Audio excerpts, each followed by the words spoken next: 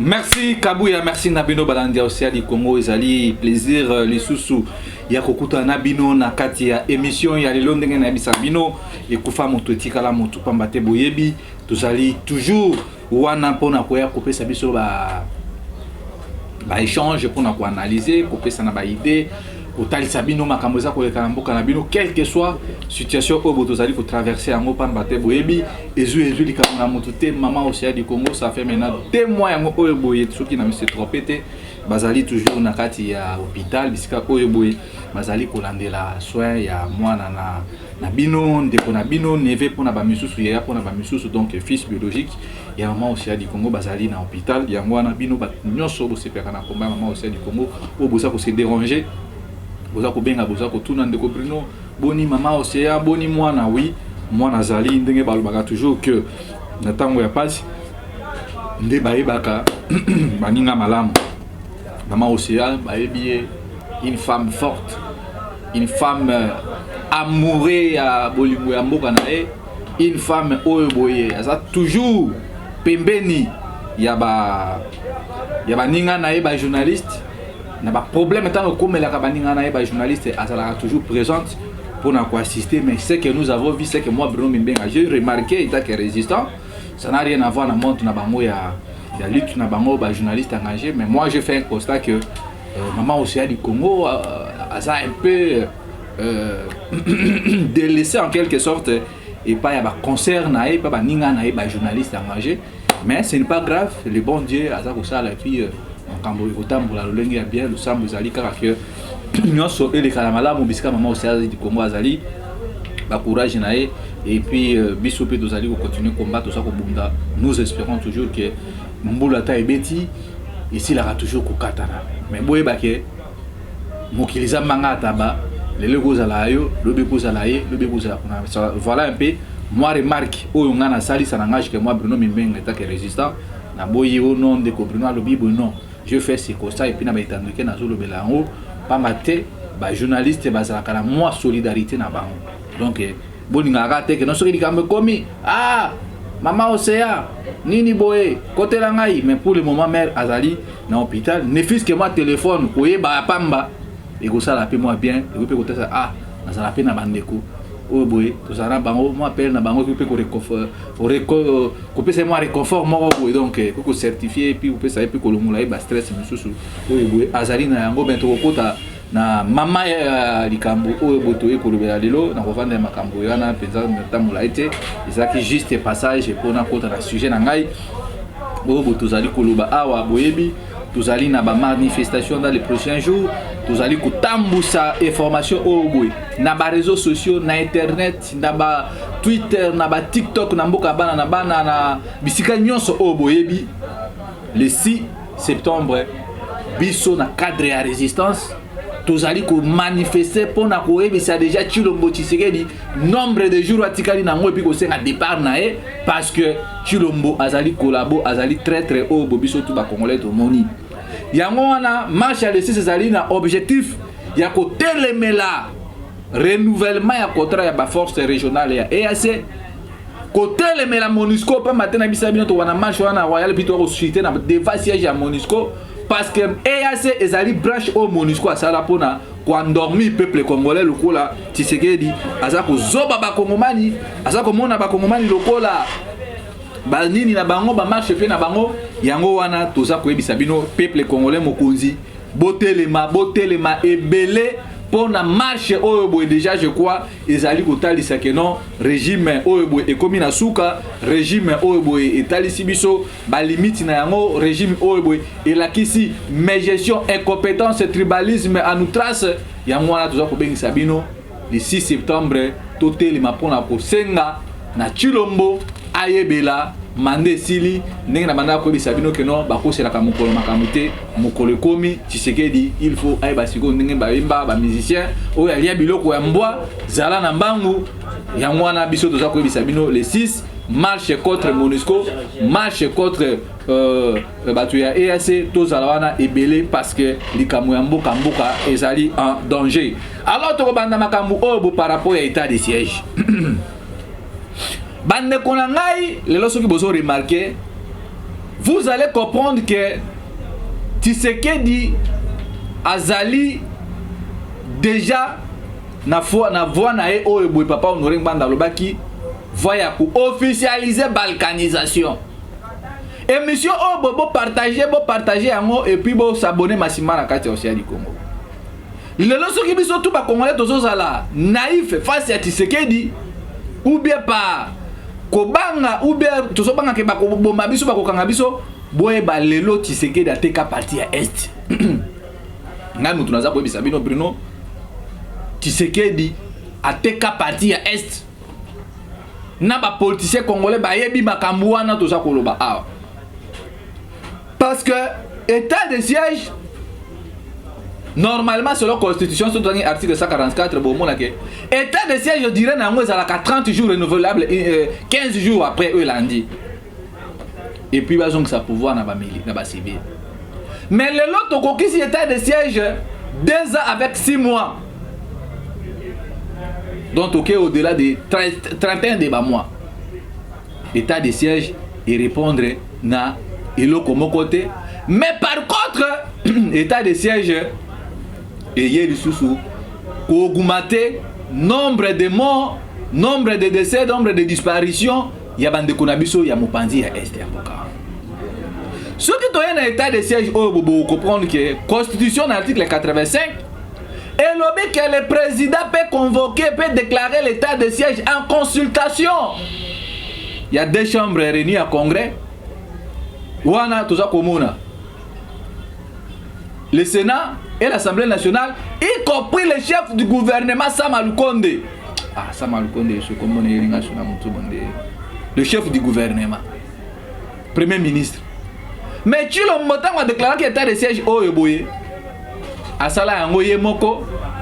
Sans pour autant, Aya, Koye Bissabatu qui était, voilà, état de siège, Tozo Sala Ango, voilà, Premier ministre, Nini Boye, vous allez informer, sénateur, député Boye Bayango. Tomona Tshisekedi Chilombo a déclaré état de siège, a nommé général Ndima, Constant Ndima. Oyo Azaraki, ancien rebelle dans le mouvement de libération à Jean-Pierre Bemba, soutenu par les Ougandais. Batouana Bazali, branche Oya Ouganda a formé Bango. Normalement, Tangu. Soit-disant, mon continent, Binotil, on va signer signature Rwanda. Donc, après ça, qui pouvoir Mobimba et pas il y a des militaires pour agir, pour trouver solution. Donc, ce qui gouvernement militaire a quitté, il y a un niveau naïe, comme la ministre, il y a intérieur, ou azali directement chef naïe, selon hiérarchie, parce que le gouverneur, chef nabango direct, il y a ministre intérieur, ou eboué, à comme naïe roulage, à Kisasa Peter Kazadi. Ce qui est comme ministre intérieur, na niveau naïe, à quitté, il y a comme la mokondi naïe, ou azali premier ministre. Ce qui est pas le premier ministre qui quitte le premier ministre a commis sa message pas à mon continent ou azali président de la République pour retrouver solution. Mais bozo mon état de siège au depuis bateau ba décréter ezali enrichissement illicite. Le cola Peter Kazadi appelle ça ba gouverneur ordre que chaque semaine batine la caille ba mbongo au lieu ba mbongo ya rétrocession. Et que la province pour nourrir province mais province depuis batu oya bupupa oya ba utara banzana bango na poto baya ba province vivaka isu na ba rétrocession te ba gouverneur nde ba koma ba vache au lait ba ya présidence ya ministre intérieur nde bozo mona mona mosi wana oya lwala ba obo azo bomba province ya lwala ba kuna soyi kaka mutu ya pouvoir ya kisasa kei akuza mbongo ya l'état ba dollar ba cobalt nini boy apesi pona nini corruption lokwa mikolo komi kuna lwala be komi kaka nga mwana mama mama Denise Nyakeru immeuble wana nga na pesa bino boka tala niveau batu oyo bonde bazotambusa mboka. Donc soki totali mboka na logique lelo oyo vous allez comprendre que non Tshisekedi ateki mboka prévenez lelo bande ko ya Ituri babengi ngai balobi ndeko Bruno Mibenga to sepela kana komba na yo nengo sala ka ba émission ndenge botel makana balabala botel misaka ba jeune surtout zaki na ba ndeko ya boy na Congo ata boza belé mboko déjà to ngaki déjà tout ça makamba malamu mais makambo zo leka awa bomoni ba M23 oyo bo porte-parole na bango bana batikali na 10 jours po bazonga rentrée scolaire awa akei na kati ya école na bisa bino makambo oyo batu wana ba EAC ba Rwandais wana ba beau-frère ya Chilombo na ba Ugandais ba Burundais ba Kenya baza kokota na kati ya batu na biso ya Bunagana bandeko na biso ya Est bakomi ko inisa bango na ba soda na biso bibotala batu wana basipeka na bino te biso toye abo toso bongisa bino ni botala un militaire na kati ya école azopesa bana causerie morale kabo ya bocha vidéo na poto bango po batu bamona nous décrocher des diplômes avec de hautes distinctions, ça va?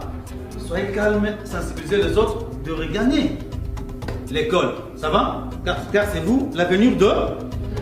C'est juste ça. Est-ce qu'il y a des questions? Puisqu'on vous dit que nous, d'autres ont peur de venir étudier. Non, n'ayez pas peur, nous sommes vos parents. Ouais, nous sommes vos parents. Moi, nous sommes vos parents. Ça va? Le 1-23, notamment le général lui-même, Sultan Makenga, a dit de vous saluer. Et il a dit lui-même, il viendra vous visiter un jour. Vous allez le voir. Et courage. Ça. Merci. On vous laisse. Yewana bozo mona nani porte-parole ba M23. Azo convaincre bande ko na biso biboza la calme, gouvernement wande ko tina mbongo, bokoso ma classe lundi, botala ndenge Tshisekedi ateki mboka. Si qu'on a azo contrôler mboka na espace wana ministre o ya bémission o bu Patrick Moyaya. Yakala o yo pesa biso explication. Batu oyo bo bateki mboka. État de siège au bozo moneza nango juste l'arbre qui cache la forêt. Chulombo na bande ko na ya munoko mboka na bango bazawana pona pouvoir na bango le reste za kotala bango te. Le oyo boy objectif ya état de siège izala ki bitumba ifesi là ba militaire ba réciter il faut bolongo la état de siège. Donc après état de siège ndenge basali évaluation na bango normalement le état de siège est récité. Tozon de la Sikobo, Chilombo a déclaré état de guerre. Bon, dans l'article 86 de la Constitution. Oh, etikali na minute état de guerre. Est-ce que Chilombo a déclaré état de guerre na batuna banguna EAC? Question mark. Pour vous dire que nous avons un président incompétent, les dirigeants irresponsables. Oyo boye. Batukutu ya CDA ba komi kosekana biso. Babi, est-ce que vraiment au Congo, il n'y a pas déjà courageux pour chasser Félix Tshisekedi? Un président qui passe dans semaine 5 jours dans la fête. Dans semaine, à tout moment, ba dirigeant na bino, dans la boîte de nuit, na gombe na moi, au lieu de se mettre au travail, que mboka zo kende, bazo boto na biso mboka, toza vivant, babilo kwa boba ko sa non, ah, au kufi, mais Tshisekedi est au pouvoir, Félix, ndé na zo ba ana meti obwe, asa na Rwanda, et là ko na Rwanda, toyebi kulu, toyebi lo kwa ko sala kunati. Et puis, na kina bosa na loko oyo. Mes chers frères congolais, le lo bato bazo ni ngopé sa biso confiance te pona ba raison na bango. Mais boy ba ke makambo biso ba brino to zo ba o eza vérifiable puis to zo ba câble. Tshisekedi bomona ki awa boy bande kwa munoko mboka na bango to lo bate ono bozo ba tribaliste ngai na kotira jamais za tribaliste. Bomona bazo ba boshab, ba Cheo Kitundu, ba professeur Lumanu, bato wana tout bande ko na biso espace ya Grand Kasai. Bazo bango. Donc le souci na bango le pas état de siège oyo boye échoué ba changer déjà constitution na bi ba changer bien constitution na bi ba modifier ba article ba changer constitution donc ndenge bazali wana baza ko étudier na 4 mois o etikali na ba tension za na mboka na ba contestation makambo ya élection na makambo ba audit ya fichier électoral baza ko étudier déjà na n'est-ce pas donc bande ko na biso ya munoko mboka na biso wana ba modifier constitution pour que mandat Obo Chilombo Alexis Biso pour rien a comme un mandat à 7 ans donc surtout bandit en 2023 élection décembre 2023 donc mandat Félix Ban oh non soit saliwana eza à 0 yango wana pas na otana na compte Twitter ya Stanis Boujakera ye mutu a publié un grand journaliste ya Africa News. Mes chers frères, Ba modifier constitution pour ba pesa Félix Tshisekedi mandat à 7 ans. Pour asali nini? Pour nini yango o abosani ko sala? Pour ceux qui aux à 7 ou beta 15 à 30 à bopesi Chilombo à ko résoudre problème ya makambu ya Congo. Yango wana bosala très attention. To fungola miso parce que bande ko na biso wana ya IDPS balbaka nini? Chilombo ko vanda wana timo koloizo ko ya. Donc le o boy ba modifier constitution et là quand on kanga bango kaka pona makambo état de siège o boy baza ko étudier nde bozo mona kaka on va maintenir l'état de siège parce que si makambo wana makambo za ebele yango na so bengi sabino c'est la révolution il faut que benga na Félix Tshisekedi la révolution est brutale la révolution il y a kabana nae soki botete mena makambo nga na zolo balelo a que Tshisekedi a modifié constitution na batunae lobby bozala étonné te lelo oyo boye tango biso tozoloba ke état de siège bolongola yango bande ko na biso na munoko mboka na biso bomonaki bango batondi na assemblée nationale kuna bao brandi ba maintenir état de siège pona nini parce que bango baza na souci te kono nini o STI kufe beba bango bazomona ka pouvoir na bango donc Félix azo gérer ka côté à est ya ouest plutôt aujourd'hui là Bozomona makambo élection tungulu tongolo. Mes chers frères, il y a risque même que nos élections à député provincial ça remate. Na ba câble on a joué. Il y a risque que élection y a député provincial et quoi ça remate. C'est le moment y a longtemps que nous ba boy, to banda déjà accélération y a ma manifestation. Nous devons remonter esprit à peuple. Peuple il faut la miso. Mbongo élection ezalité bomona awa Joseph Olenga ko ina minute onde na zolo ba awa ye mutu ya rasop azo promouvoir kaka il faut dialogue to kene na transition.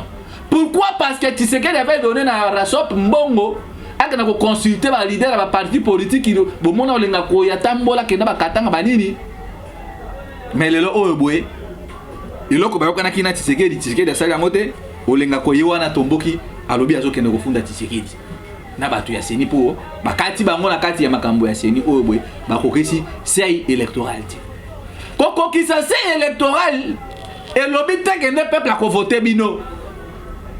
Mes chers frères, mboke zo kene mabe soki to sali attention te et le konga na zo banga awa ezake bandeko na biso oyo baza ba juif. Le quoi déjà bazu est là pour modifier la constitution, bazo maintenir état de siège wana pour bateki espace wana. Pour la minute obo tant ba militaire bazo ko convaincre ba bande ko na biso ba élève na biso osomo na ngote ke auto nene za na contrôle ya ba impôt ya ba mbongo ya ba douane makambo tout parce que ba frontière wana mbongo bazo ko obligé kuna il faut ko lia fra rwandais fra burundais ba sterling ya Uganda mbongo bazo lia yango wana mais biso na kisasa awa tozakaka ambiance waze ko lata kiboy nene beta kiboy au moment où nous sommes distraits Chilombo za ko avancer yana batuna ya EAC baza ko kosa biso ke basa na ba bonne relation te or baso ko continuer ko demeurer ensemble. Bokolo baketo zo lo bate. Bokolo baketo zo sensibiliser te. Yango tozo bisabino awa boy. Félix azo linga renouveler mandat ya EAC yango bomona ke na Rwanda. Yango est-ce que biso déjà il faut anticiper. Oui mais ça Tshisekedi dit monsieur arrête. Tu as humilié l'armée, tu as humilié toute la nation, tu as trahi la République. Le président Bazoum Bazo Sambi c'est pour un acte de haute trahison.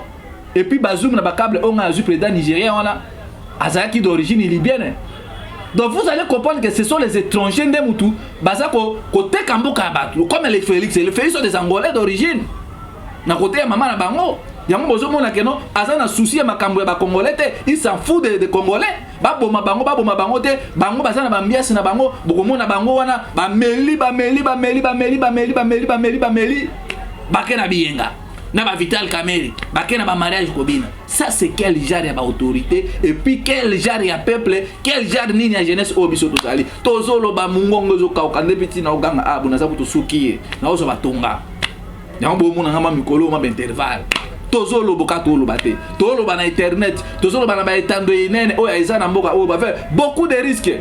Tozo quitter na terrain mais ba jeune bazo yo kakakate ba parti politique o ba jeune boy ba yango ba côté misabino te on ne peut pas nous libérer ba tout ba politicien o bozo mona bango o il ne faut pas nous libérer na carte ya moleke o na bisabino que non Tshisekedi a côté ça moleke le boko na moleke donc batu oh va créer ba parti politique oh bozo mona oyo ba kolinga te ke biso to peuple congolais to bunda pona cause na biso.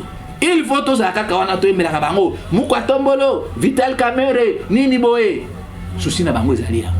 Mais ce que to se prendre à charge biso moko peuple to la muki to bandi ba manifestation na biso, vous allez voir que les politiciens vont nous respecter. Lelo oh bozo le kelanga na zo ka bazo ba oh bakanga corner nanga oui ba okanga corner nanga mukoto ko libérer mo oh état de droit. Mais makambu corner nanga lobby eza vrai. Tu sais que die moko pa loba yango que l'armée est filtrée pourquoi bakanga ti lo moté. Tant corner nanga zo ba keno ba Rwandais ba M23 ba FDL ba Wanzelendo ba nani ba groupe armé wana bazana kati ya garde républicaine bazana kati ya FARDC mozo mona bande kuna biso ya ile pesa bakanga corner nanga. Ce qui réellement vous avez état de droit, il a fallu qu'on a corné dans un coup d'état électoral à Salaki. Ce que vous avez besoin de avancer, il a fallu arrêter corné dans parce que tu as coupé sa mission contre on dit par rapport il ma élection en 2018. Ba matériel le tikalaki, mbongo tikalaki combien pour que non mbongo tambola kaboye. Mais vous voulez nous faire désorienter nanga lobby pourquoi il faut pas kanga nanga na demi mais biso dozo nanga bokanga bosa misi pour ma élection en 2018. Mes chers frères congolais, je parle ici pour la connaissance de cause et je connais ce que je suis en train de dire. Aujourd'hui, l'Afrique s'est levée, mais les dirigeants congolais ne s'y lèvent pas. Aujourd'hui, les gens du Niger se sont soulevés, mais les jeunes congolais sont toujours dans les boissons.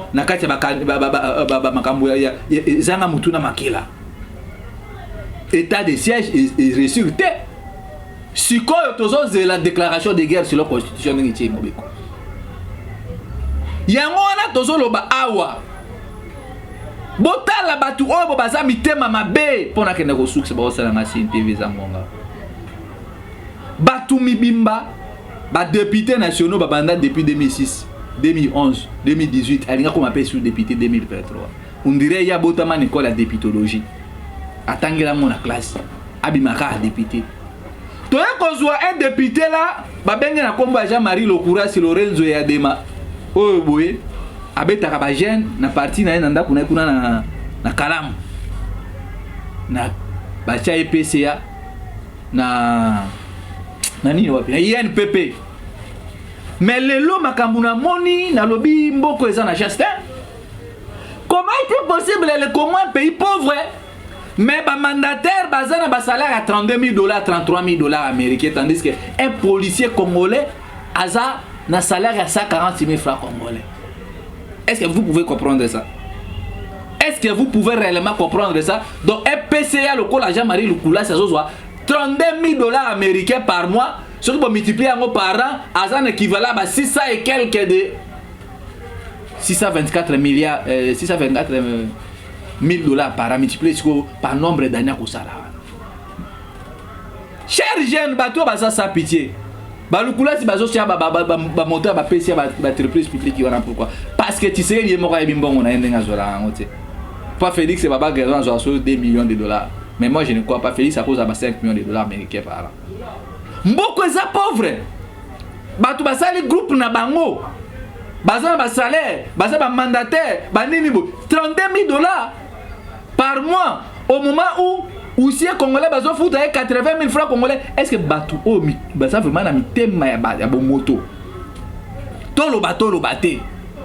To telemisa bato ango pe peuple ango pe nzamba kosala. Lokola ba pasteur oh ba komisa bino nzamba kosala, nzambe kosala. Lelo oh bona landi pe ekobiste oh ya pasteur oh dodo kamba soki dodo kamba na bino koloba nini Senko na église protestante SCC bazo créer des ordres na kati ya mboka il faut bakanga bango tala bato misu baluka ba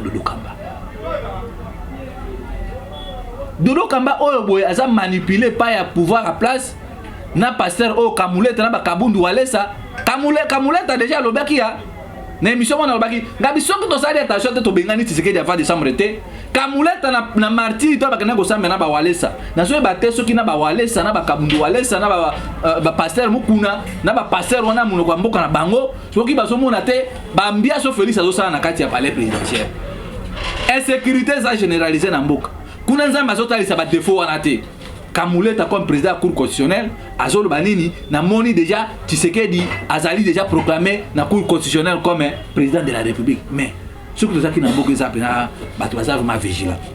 Nous avons déjà dit que la moto. Mais les gens sont distraits. Kamuleta, on a lobby, on a dit que nous avons confirmé tricherie. Parce que nous avons dit pour publier Tshisekedi. Nous avons dit que Kamuleta. Nani Moudasali que Kamuleta comme à la Cour constitutionnelle. C'est Chilombo. Qui est Kamuleta? Kamuleta c'est un Congolais, il y a espace linguistique, il y a Kassai.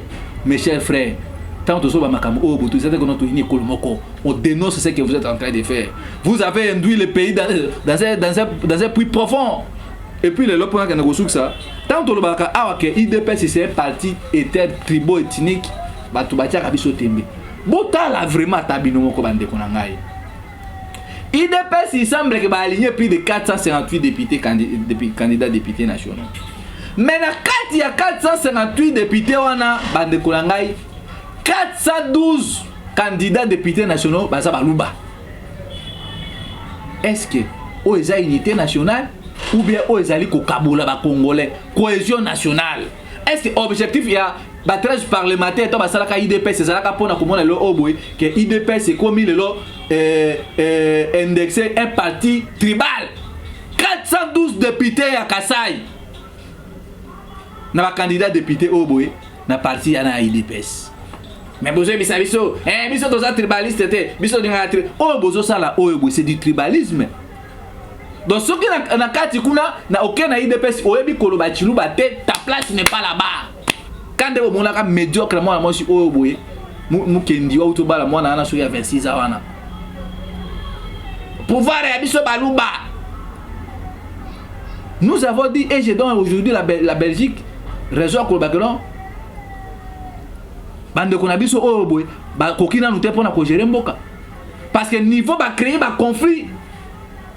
Videti mangalobaka yangoa que après ce pouvoir biso bande qu'on a biso ya muloko mboka obo on serait mal vu.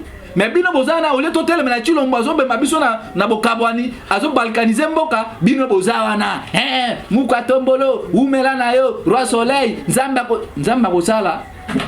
Aujourd'hui to komi ko vivre na ba méfiance pour nanini parce que nous avons un président qui est tribal na cabinet naï 90% bato muloko mboka na bango partout na ba entreprise.